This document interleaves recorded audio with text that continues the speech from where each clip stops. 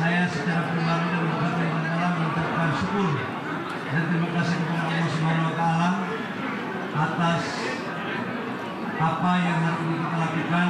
Kemudian dalam Munas saya terpilih dari Ketua Umum DPP Partai Golkar masa kepengurusan 2024-2029. Saya juga ucapkan terima kasih kepada seluruh senior-senior, mereka senior-senior terbaik, Pak Erlangga, kemudian Pak Ical, Pak Luhut, Pak Agung Laksono, kemudian Pak Yusuf Kala, Pak Akbar Tanjung sebagai tokoh Kandahata. Mereka adalah tokoh-tokoh terbaik bangsa yang dimiliki Partai Golkar.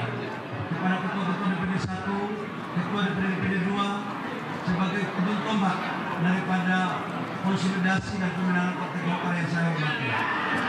Alhamdulillah sudah selesailah Munas dan kami akan melakukan penyusunan urus dalam waktu cepat karena pilkada tidak bisa lagi kita tunda karena waktunya sangat mepet, dan saya untuk sementara waktu akan dibantu beberapa teman dalam kami menentukan untuk percepatan dalam pembuatan tim untuk menyusun komposisi sekalipun belum lengkap dan bertugas untuk sementara untuk menyelesaikan persoalan-persoalan pilkada.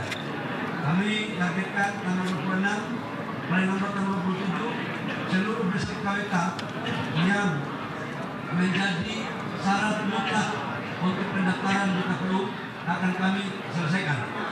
Saya juga mulai besok sudah agak full di DPP Partai Golkar untuk menyelesaikan tugas-tugas yang ada. Saya terima kasih kepada Pak Agus Miwan, Pak Bambang Susatyo, Pak Anies Kadir, Ibu Sari, Pak Sekjen, Pak Rodri, dan seluruh teman-teman panitia yang saya akan sebut satu persatu yang telah membantu melaksanakan dan melancarkan Munas kali ini. Dan alhamdulillah Golkar sebuah partai besar, partai yang sangat dewasa, partai yang bisa melewati angin badai baik dalam kondisi yang landai maupun kondisi yang tidak landai. Ini menunjukkan bahwa Partai Golkar adalah partai dewasa. Partai Golkar adalah salah satu partai yang menjadi pelopor demokrasi yang menghargai perbedaan sekalipun ada dinamika dan keputusan kami semua satu.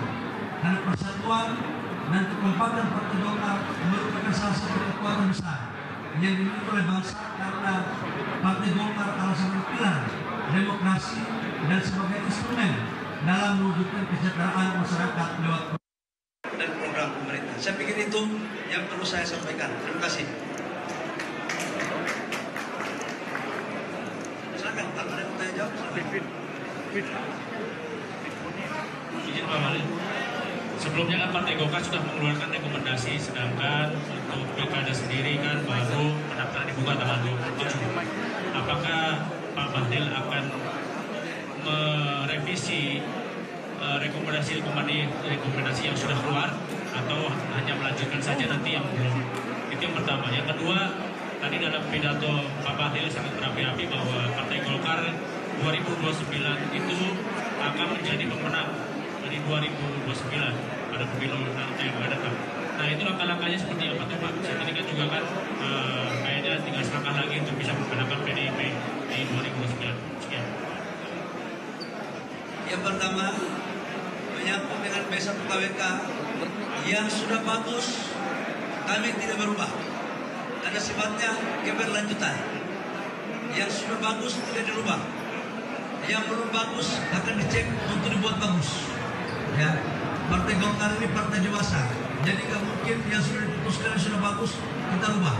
Dan kalau yang belum bagus, kita harus melakukan perbaikan secukupnya. Perbaikan terbatas. Yang kedua, menyangkut dengan target 2029, setiap partai politik di bangsa ini berkeinginan untuk menjadi yang terbaik. Setiap partai politik, apalagi Golkar. Dan sekarang kan Golkar sudah menjadi posisi kedua. Dan ke depan kita harus mendapatkan kursi yang lebih banyak lagi dari yang sekarang. Wallahu a'lam bishawab, siapa menjadi pemenang, tapi kita ingin untuk menjadi yang terbaik. Kita ingin untuk kursi kita harus lebih banyak. Dan di pilkada ini kita juga ingin menjadi yang terbaik dari sekian partai politik yang ada. Makasih. Selamat siang Pak Bahlil, selamat untuk terpilihnya sebagai Ketua Umum Golkar. Saya Nia dari Harian Kompas. Jadi saya punya 2 pertanyaan Pak. Yang pertama, tadi di pidato Bapak menarik sekali, Bapak menyebutkan soal karakter kompetisi yang berada di yang Bapak junjung gitu ya selama ini. Tapi di gelaran Munas ini Bapak terpilih secara aklamasi dan keterpilihan Bapak tidak lepas dari isu adanya intervensi kekuasaan di balik penyelenggaraan Munas ini, Pak. Bagaimana yang pertama, bagaimana Bapak menanggapi kabar tersebut? Terus yang kedua soal apakah usulan steering committee mengenai perubahan ADART yang salah satunya menghapus kewenangan Munas untuk memilih ketua dewan-dewan yang ada di Golkar itu disetujui dalam rapat-rapat komisi tadi, dan apakah memang penghapusan kewenangan Munas untuk memilih ketua dewan-dewan dan memindahkannya kepada formatur itu adalah untuk memuluskan niat Pak Jokowi untuk bergabung di Partai Golkar? Terima kasih Bapak.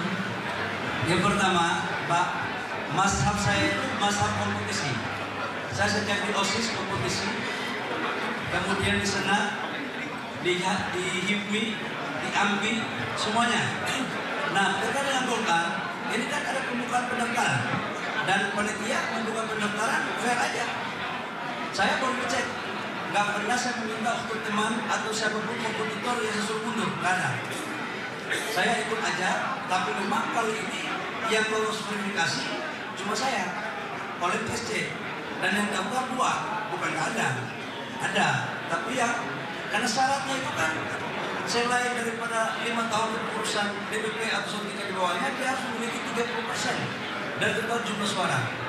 Nah, saya sudah dapat waktu saya daftar 470 suara, 469 suara. 469 waktu saya daftar. Ya, tanyakan kepada DPD dan DPD 1. Mereka mungkin karena kali ini calon ketua umum dari pengurus DPD 1, ya kapan lagi, kira-kira begitu ya. Jadi jangan selalu dianggap bahwa semua bisa didesain oleh pemerintah. Gak benar itu. Ya, yang kedua, intervensi pemerintah, intervensi yang mana? Masa dulu calon-calon ketua umum Golkar yang sudah jadi dari Pak JK sampai Pak Erlangga, gak ada itu istilah itu. Apakah anda kebetulan saya jadi menteri kemudian dibilang intervensi? Gak ada itu intervensi. Ya, jadi gak ada. Saya ingin mengatakan, menegaskan, nggak ada. Silakan aja kompetisi. Saya juga lebih senang sebenarnya kompetisi. Tapi kalau nggak ada, ya mau apa lagi? Gitu. Ini juga bagian dari demokrasi. Bukan berarti saya dipilih secara aklamasi itu kemudian tidak demokrasi. Demokrasi juga, Mbak. Ya. Yang berikut kalau dibilang ada intervensi dari pemerintah, nggak ada itu. Saya nggak pernah intervensi dan DPD 2 nggak pernah ditelepon. Siapa yang menelpon mereka? Kalau saya telepon dia. Ya namanya saya jadi suara, gimana gue nggak telepon? Ya, masa saya menteri telepon cari suara dibilang intervensi dari atasan saya, kan nggak ada urusan. Ya, banyak. Yang berikut menyangkut dengan dewan. Jadi gini, tujuan Munas itu ada 3 keputusan di dalam mekanisme anggaran dasar kita sebenarnya. Pertama itu memilih ketua umum dan formatur. Yang kedua itu mengesahkan program kerja dan rekomendasi. Yang ketiga itu adalah anggaran dasar anggaran rumah tangga. Pemilihan ketua dewan pertimbangan, dewan kehormatan, dewan-dewan itu sebenarnya tidak ada dalam agenda Munas. Jadi kita harus kembali kepada kita perjuangannya. Justru menurut saya malah saya bertanya, dasar itu ada itu apa? Waktu itu saya berdiskusi sama SC. Kapan itu Pak? Oh, saya 4-5 hari lalu sudah berdiskusi sama SC. Saya kan sebagai kader yang berproses, kita ini bukan kader kacang goreng. Saya ini ikut merumuskan juga barang ini. Saya kan waktu musda kemudian di tingkat 1, tingkat 2 kan saya sering berpikir. Jadi saya diskusi sama sekali Pak Kadis. Coba buka landasannya, apa penentuannya Dewan Pembina Dewan Kehormatan yang dipilih itu ketua umum. Gitu. Jadi ini kita kembali kepada kita perjuangannya, nggak ada yang salah ya Pak ya. Dan itu biasa aja kok dinamika. Jadi nggak ada suatu dikait-kaitkan bahwa ini nanti siapapun, mau Raja Sumatera, Raja Papua, Raja Jawa, Raja Bali, nggak ada itu ya, Pak ya. Terima kasih Pak.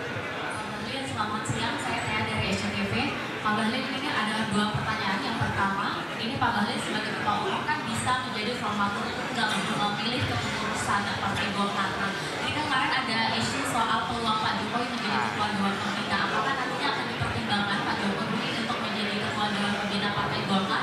Nah, yang kedua, ini kan setelah putusan MK, ini menjadi tantangan pertama Pak Bahlil sebagai ketua umum. Ini kan nanti peta politik kemungkinan akan berubah, banyak yang berubah di daerah-daerah, terutama di DKI. Bagaimana cara Pak Bahlil untuk mengatasi putusan MK ini ke depannya dan membuat Kim ini tetap solid gitu Pak? Terima kasih. Ya pertama, teman-teman, kita ini berpikir yang positif. Jangan selalu negatif terus. Makanya bangsa ini gak maju gara-gara bukan bangsa ini terlambat maju itu gara-gara pikiran kita terlalu negatif duluan. Jadi nggak ada sampai urusan Pak Presiden Jokowi menjadi ketua Dewan Pembina itu sampai dengan hari ini nggak ada. Ya, saya berdiskusi kok nggak ada. Jadi nggak benar itu pikiran itu. Tapi kita nggak boleh melarang orang berasumsi. Negara kita kan demokrasi. Ya mudah-mudahan aja orang itu kalau ngomong kalau doanya dijawab oleh Allah jangan marah saya loh. Ya. Kan bukan kita mau, tapi kalau kalian doa begitu terus doanya dijawab oleh Allah. Kalau jadi, paten marah itu kan. Jadi nggak ada itu ya Pak ya. Yang kedua menyangkut dengan urusan pilkada, ya saya kan baru terpilih jadi ketua. Keputusan MK pun belum saya baca. Tapi saya yakinkan bahwa koalisi Indonesia Maju solid dan namanya politik itu dinamis, ya, dinamis. Politik itu bukan satu bersatu dua. Nanti kita lihat satu hari ke depan. Habis ini saya akan ketemu sama ketua fraksi, kemudian saya cek apa yang terjadi pada keputusan kita. Setelah itu malam baru saya merumuskan dengan teman-teman langkah-langkah tentang Partai Golkar dalam bulan Oktober. Oke, cukup ya.